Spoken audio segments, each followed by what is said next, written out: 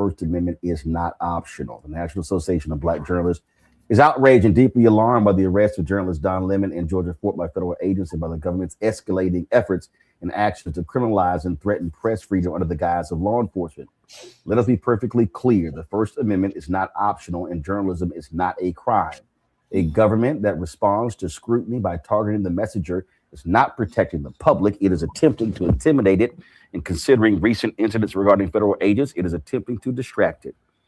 These arrests follow Lemon's and Ford's coverage of the anti-ICE protests in Minneapolis at City's Church and appear intended to single out such messengers who were simply on site to do their jobs.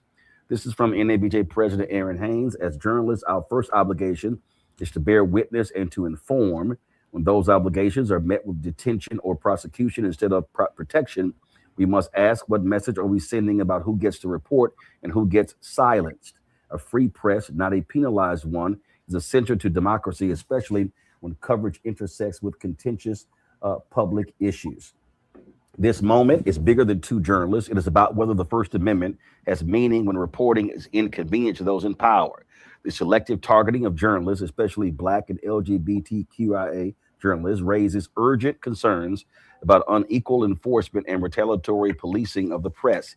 It also mirrors a broader pattern in which government actors appear quick to criminalize those documenting injustice while accountability for official misconduct remains elusive.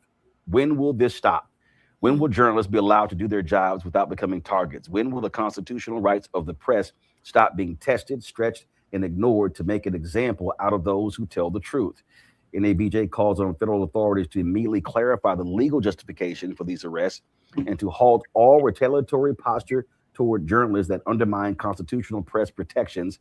We further call on media organizations, newsroom leaders, press freedom advocates, civil rights groups, legal experts, and allies across the country to not only stand together, organize, and act, but to also closely monitor these cases and unapologetically speak out against any actions that threaten the ability of reporters to do their jobs safely and without interference.